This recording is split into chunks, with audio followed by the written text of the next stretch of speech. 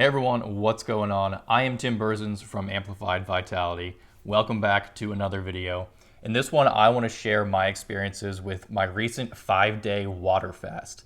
So this was something that I was really interested in trying. I'm always trying to experiment with new things, and I have a pretty good read on my own personal body and a background, of course, of nutrition and other experiments that I've run, the physiology behind them.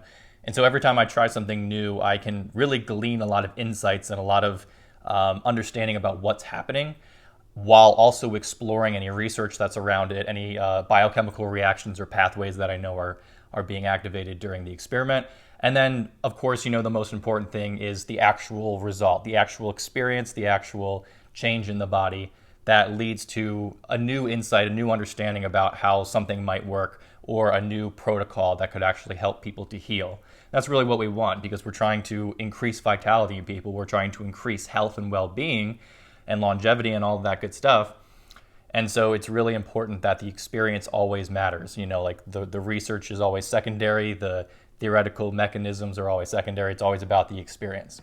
So anyway, recently I decided to do a 5-day water fast. It was on the heels of a couple other things that I was exploring around fasting.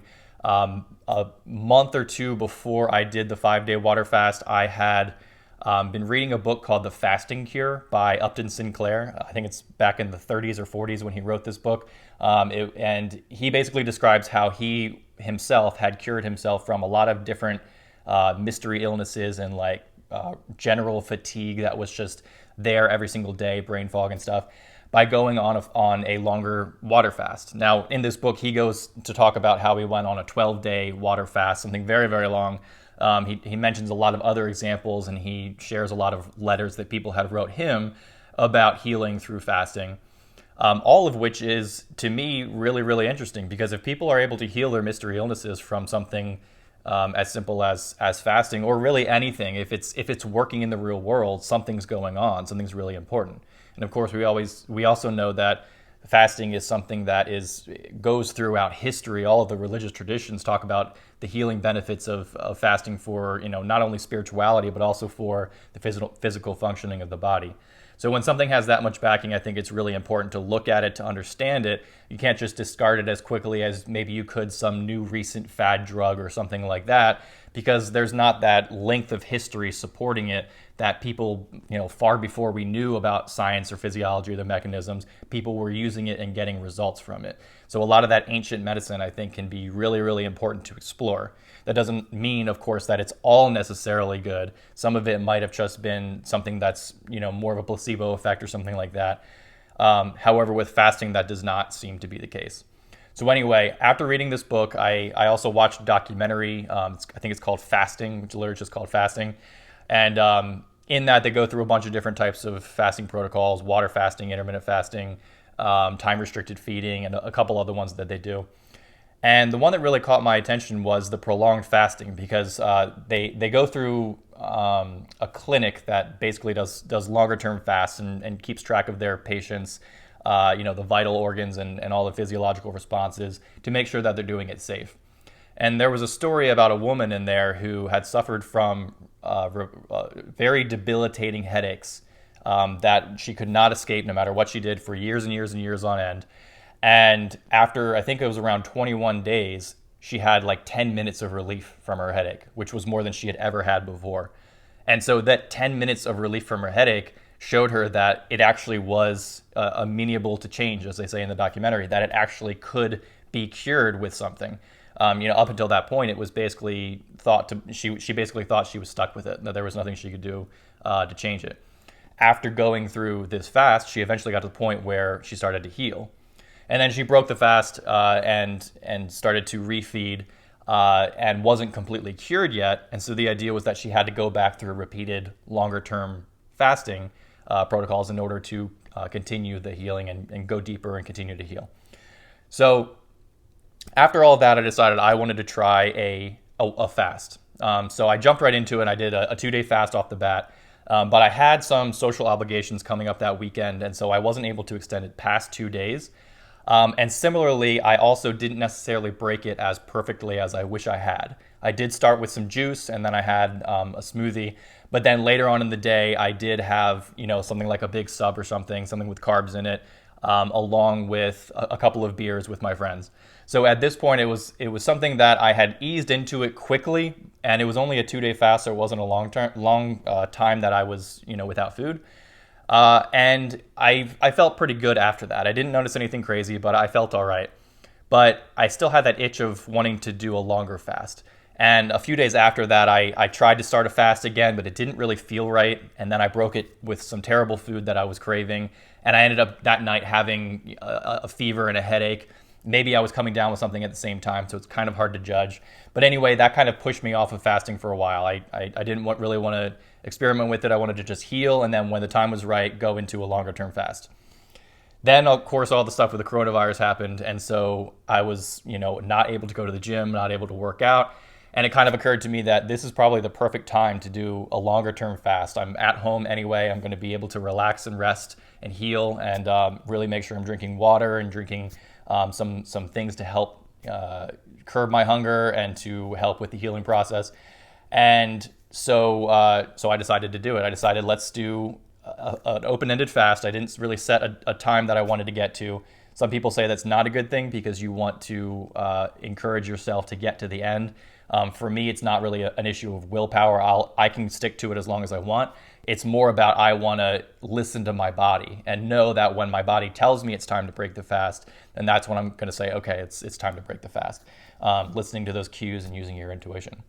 So it ended up being 5 days. Throughout the 5 days, all I drank was water, mostly carbonated water with some fresh squeezed lemon juice, usually about 1 lemon per day. So I would do half a lemon, squeeze it in with a cup of carbonated water, and then do that again later on in the day, along with just regular water out of my water bottle. And then at night, to replace my dinner, I would have a Perrier, a mineral water. I feel like those have the extra carbonation, and the minerals just kind of feel like something that could ground my night as kind of like a treat. I know it's Perrier, it's carbonated water. It's not really like a treat as you would traditionally think about it. But when you're on a fast, you obviously can't eat anything. And what I found was that for me specifically, dinner was the hardest part, especially on the first 3 days. And a lot of that has to do with the hormone ghrelin. So normally when you're eating, your body starts to entrain based on its circadian rhythm, your eating times. So with intermittent fasting, for example, if you just jump onto an intermittent fasting program, you'll probably be pretty hungry during the morning because your body's used to eating. And so it's producing ghrelin to signal your body, hey, it's time to eat, it's time to feed. Let's increase those digestive juices and get everything starting to roll in the digestive tract. So you stop eating, and so that ghrelin still remains high because it's entrained to that circadian rhythm, and so you're still getting hungry. But after about 3 days of doing intermittent fasting, then your ghrelin starts to adapt, and now it pushes more towards the eating window, so you're not hungry in the morning anymore. Well, the same thing happens when you go on a longer term fast. Whenever you're used to consuming most of your calories, that's when your ghrelin is going to be highest. That's when your hunger is going to be highest. So for me, I usually have my biggest meal at night in the evening, and that includes the most carbs that I would eat and probably the most protein as well. So at this time, every single day, I would have this strong increase in ghrelin, this strong desire to eat.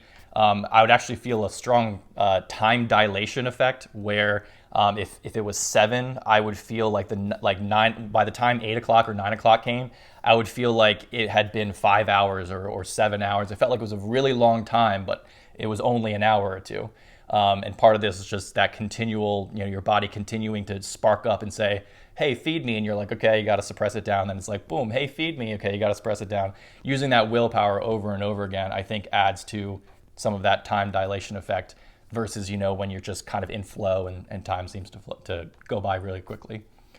So anyway, so the first 3 days I noticed were definitely the hardest. This is everyone's experience that they share about fasting. They always say the first 3 days are the hardest. And a lot of that, I think, was related to ghrelin, because when ghrelin dropped on days 4 and 5, I had no problem with dinner at all. It was just kind of became the new norm. I wasn't really hungry. Ketosis had really kicked in by that point. And because ketosis is higher, that has an appetite suppressant effect as well. And there's a couple theories I have around that I'm going to share in some future videos. In addition to that, the first 3 days is also when you have a lot of Herxheimer reactions. So a Herxheimer reaction is when bacteria or yeast within the digestive tract begins to die off. And when it dies off, it releases metabolic byproducts that then your body absorbs and has to deal with. The one we talk about all the time, that I talk about on this channel a lot, is endotoxin. And that comes from gram-negative bacteria that when they die, they shed their lipopolysaccharide shell, which is called endotoxin. That gets absorbed and then the liver has to process it. So interestingly, endotoxin is actually responsible for the symptoms of a common cold or of a flu. So when you get it, it's not necessarily that the virus is causing those reactions. It's more that the virus is weakening your digestive lining so that the endotoxin leaks in, the liver has to process it, and you're getting those detox sort of feelings, those reactions. So on the first 3 days of the fast, especially day 2 and day 3, I felt those flu-like symptoms. I felt that, like that, the little bit of a headache, that low energy, malaise, brain fog, kind of feeling tired. But as I went on, that started to lift as the reaction flowed through and the bacteria had died off and all the endotoxin was processed. Then on days 4 and 5, lifted out of that and felt really, really good. So to help combat this a little bit, I did start taking some activated charcoal. Activated charcoal is basically a molecule that adsorbs a lot of junk in your digestive system and pulls it through you. So when something absorbs something, AB, it comes like this and it takes it inside. When it adsorbs, it just adheres it to the edge of it. So activated charcoal will adsorb a lot of different molecules, pass them through your digestive tract and take them out. One of those that it can bind is endotoxin. And so if you take a lot of activated charcoal, you can help clear the endotoxin from your digestive tract, preventing it from being absorbed, preventing it from having all those detox and flu-like symptoms in your body. And all in all, it just made the fast a lot better. It made me feel a little bit more clear, and it helped remove a lot of those endotoxin, Herxheimer reaction, flu-like symptoms. So a couple other things that happened during the fast. On day 3, I had been having a cup or two of coffee in the morning. On day 3, I was on a client call, and after the client call and drinking the coffee, I noticed my heart was really racing, and I felt like there was I was having a big stress reaction. So I just had to sit down and calm myself down, get myself to back into a meditative state and kind of slow my heart rate. And after that, it was fine. But it did kind of trigger within me and gave me a strong intuition that I needed to not have coffee during this fast. Coffee does increase the metabolic rate. It does increase lipolysis. Those could be good things during fasting. And in fact, in intermittent fasting protocols, they often recommend to have coffee during the fast. It helps to reduce your appetite, and it helps to have some of those metabolic effects that can ensure the fat burning and all of that good kind of stuff that can happen on a fast. But on a longer term fast, especially if you're sensitive to stress or susceptible to stress, to me, it just felt like it was too much and I needed to stop. That was on day 3. On the night of day 3, I actually had pretty bad headache and a lot of cramps in my body. Now remember, specifically in muscles, I was feeling my muscles cramping a lot. Now, remember what I was saying, at that point, you're going through the Herxheimer reaction, you're still switching into ketosis, and so you're still having a lot of reaction to the fast. So at that point, it sort of felt like a caffeine withdrawal headache, but it wasn't quite the same. And I had coffee that day, so it didn't really make sense that it was a caffeine withdrawal headache. But what I did notice is the next day when I skipped coffee, normally that night I would have a hard caffeine withdrawal. And when I was in the fed state, I would have a strong caffeine withdrawal headache. I didn't have that at all. I basically had no caffeine withdrawal symptoms at all. And it was very easy to give up the coffee. And then that extended through the refeeding phase where I continued to not have coffee until at least 5 days after the fast. And then I slowly started incorporating it back in. So like I said, caffeine can increase adrenaline and the stress hormones, especially if you're doing it in the fasted state. So for me, it felt like it was too much during the fast and I had to cut it out. But then, like I said, on days 4 and day 5, I felt great. I actually had times where I felt really, really warm. My hands and feet would even warm up despite the fact that I wasn't eating anything. I felt really relaxed a lot of the times. The only real symptoms I felt from fasting specifically was a slightly lower energy. If I wanted to stand up, it would just be kind of like a slight more effort to do so. So I was a little bit more tired. I noticed lower blood pressure, which was, when I stood up, I kind of had to take a second, just let my blood pressure regulate again, and then I would be able to do whatever I needed to do. But all in all, I felt very clear. I felt really, really sharp, and I felt awesome. I felt like I could have continued it for a long time. During the day was actually a little bit harder during that time. And then at night when I was going to bed, I would feel so good that I was thinking I could extend it past 5 days. And that brings me to, how I felt sleeping. So up until this point, I had been sort of dealing with some sleep issues. I was having a little bit of insomnia as far as, the mind chattering at night and not being able to fall asleep, not being able to get the organism to relax. And then occasionally I would wake up at 3 or 4 in the morning with a little bit of like that empty liver feeling, and I would need to go eat something or drink some water and try to get that to go away. During the fast, what I noticed was that I didn't have as many problems sleeping, at least, especially once I got into the fast, but it was lighter sleep and it was much shorter sleep. So I didn't sleep nearly as long. However, I also didn't feel tired during the day at all. I felt, pretty much fine, other than the slightly low energy that just comes from not eating. But it wasn't like that tired, needing to sleep, exhausted feeling. On day 3 at the night, I do remember waking up at one point and I felt a really interesting pulsating feeling specifically in my liver.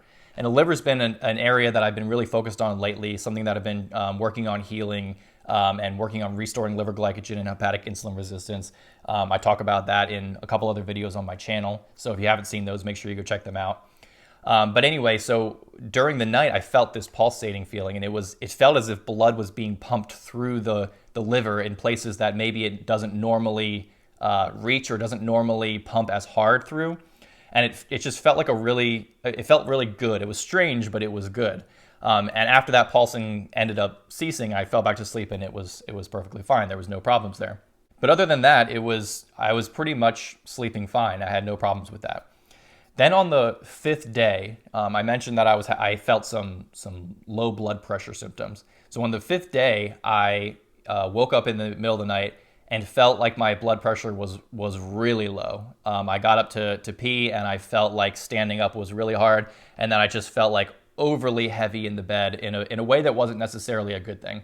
So like I said, at the end of the day, at the night, I usually felt so good that I could just continue my fast. So at this point, I was starting to, really consider when did I want to break the fast or did I want to continue it. But when I woke up with that low blood pressure and it felt almost like low to the level that it wasn't a good thing, that's when I decided, okay, I think tomorrow I need to break my fast.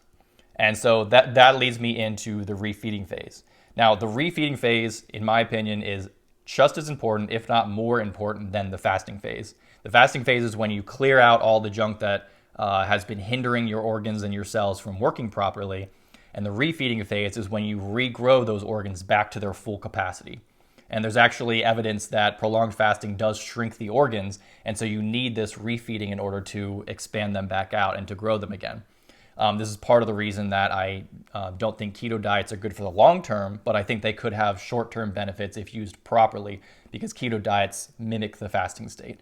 I'll save more of that for future videos, and I plan on doing the next 3 videos or so where I'm going to talk about a couple different concepts and theories that I have around fasting and around how these things work within the body. So make sure you subscribe so you can check those out when I talk about them.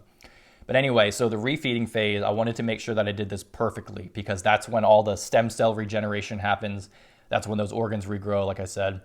And at the same time, your digestive system has not been working for the past 5 days in my case, where I did a 5-day water fast. Nothing going through it. The peristalsis of the smooth muscle wasn't happening.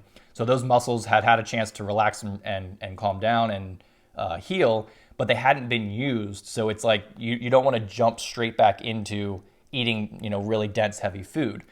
It's similar to a workout, like you don't just jump in and start bench pressing 200 pounds. You have to warm up a little bit. You have to get your muscles going again. So the same thing, it's literally the same thing, because it's smooth muscles within your digestive tract that do that. along with, the digestive enzyme secretion, the stomach acid secretion. All of those things have not been working, have not been doing anything for the past 5 days. So you can't just dump a whole bunch of food in it and expect that your stomach's going to handle it well. So what my plan was, and what I ended up doing, was to freshly juice some celery and a combination of apple and carrots.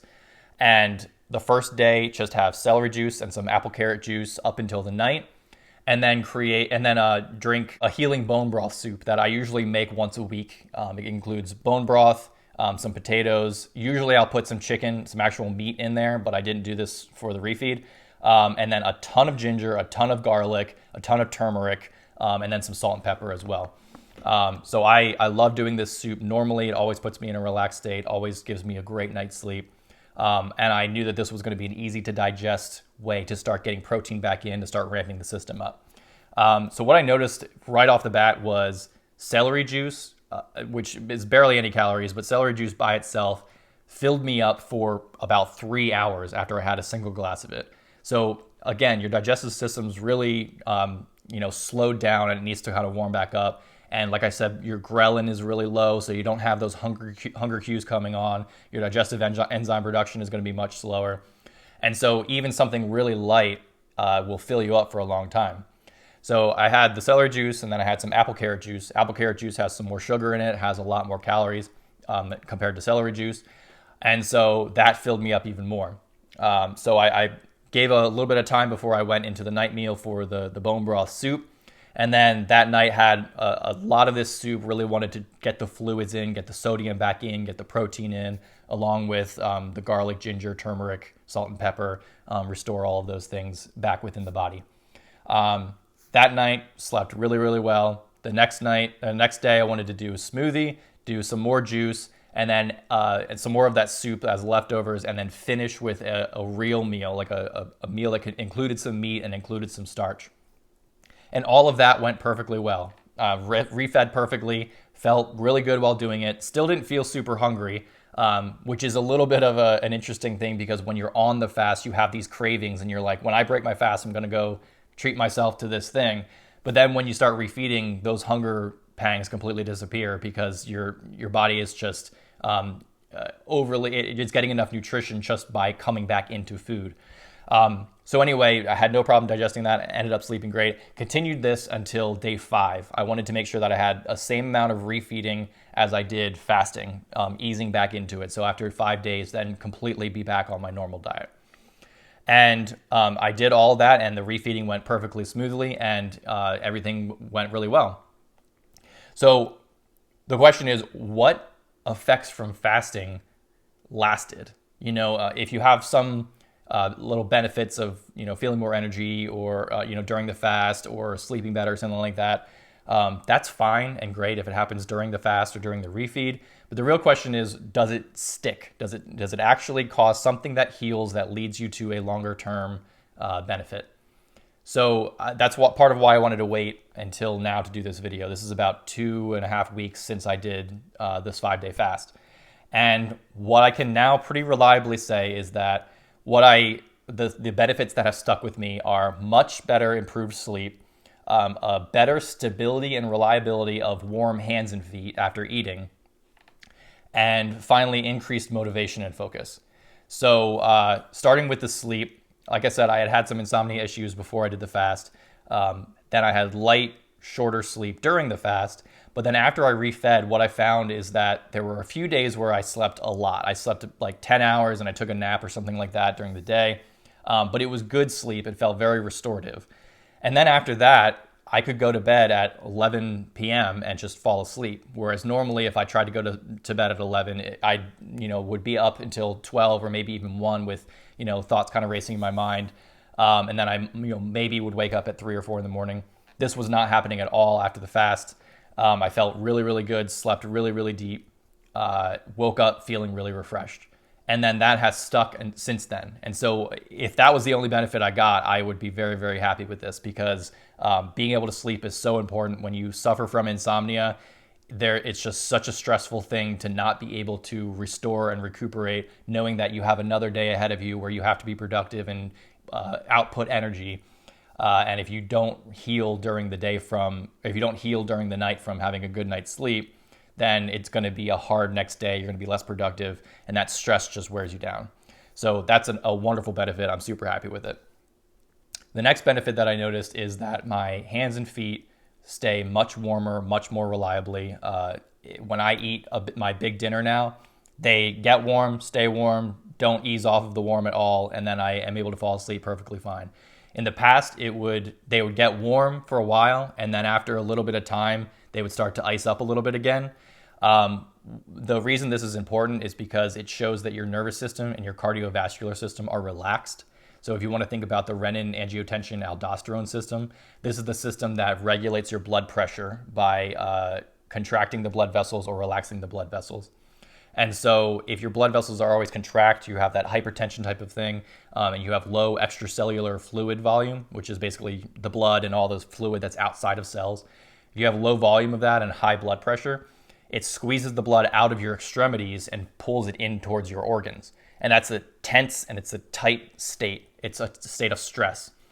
Whereas if you eat a nice big meal, you activate the parasympathetic nervous system, you calm down the cardiovascular system and the nervous system, then everything relaxes, your blood flow expands to your extremities, and basically your body's in a nice relaxed state. So obviously when we talk about healing, this is a super important indicator in order to understand when you're in a more stressed state or when you're in a more relaxed state.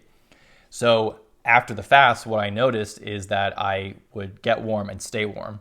Now, in retrospect, what I can say is that what probably was happening is that I could get warm from eating a nice carb and sodium-rich meal, but then when that food reached my microbiome, whatever bacteria was there that was not a beneficial bacteria would be releasing endotoxin from that food, and maybe the food wasn't entirely digested from poor digestive strength as well. And so those bacteria would release the endotoxin, cause a stress reaction, tighten up the blood vessels. And that's why it would be, a couple hours of warmth, and then it would slowly start to ice up. Now I'll eat the meal, get completely warm, and it just stays warm. And it's very steady, it's very reliable, it's very relaxing. It feels really, really good. So that could either be from improved digestive health, cleaning out of the microbiome, which is very likely from the Herxheimer reactions and from the activated charcoal. And also it could be from other things that have healed. Maybe my liver is working better now or something like that. Either way, it's a great benefit. I'm really, really glad that it's stuck around. And then the final one is increased focus and motivation. I feel like I am more productive now, and I have a stronger desire to work. I have a stronger desire to get things done, to clean. And all of that is something that I think is really tied to brain fog and to endotoxin as well. So having cleared all that out and released that, it feels like now I'm at a much cleaner energy, a much higher rate of output. Now, the only caveats I'll say to those benefits is that after the 5-day, and it was probably more like 7 or 8 days after I ended the fast, after the refeed, I did start a couple, new nutrition experiments, different concepts that I was playing with. And so there is a chance that some of the benefit might be coming from some of the new stuff that I'm trying. However, I've always been doing, I've always done lots of nutritional experiments and played around with concepts. And very often, if I get a result from it, it doesn't last very long, or it changes as I continue with it.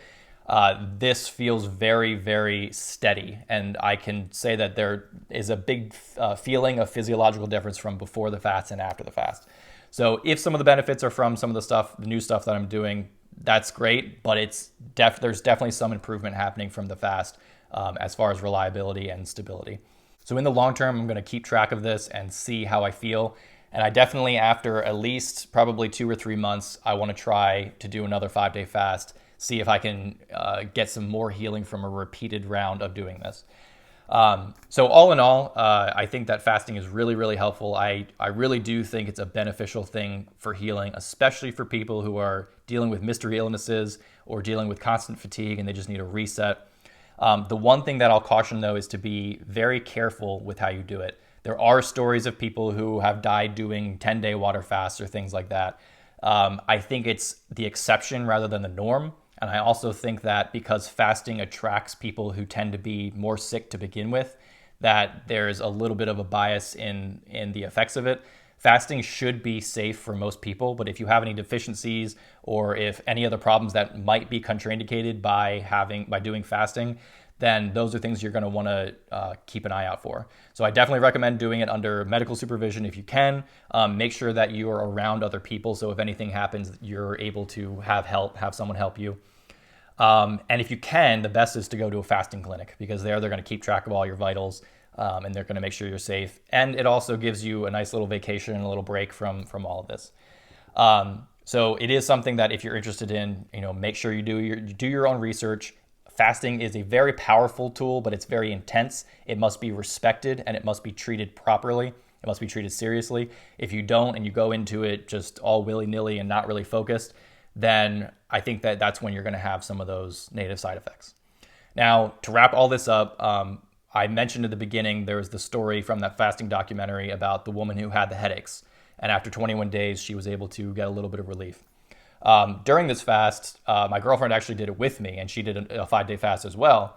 And she had been suffering from constant chronic headache from a car accident that she had a little over a year ago. And nothing that she did, none of the stuff that I was using with to help her with nutrition and with exercise and things like that, nothing was really having a big effect on it. Aspirin wouldn't work. She, anytime she took any sort of pain reliever, it maybe dulled it a little bit, but it definitely did not make it go away. And it was just constantly draining her.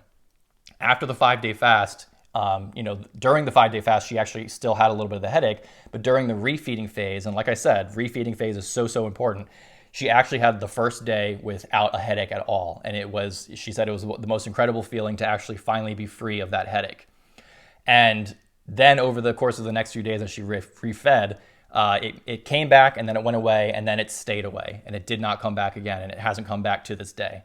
So given that, it really does go to show that there is some sort of long-term lasting benefit to fasting, to resetting the body, to bringing it back to a baseline.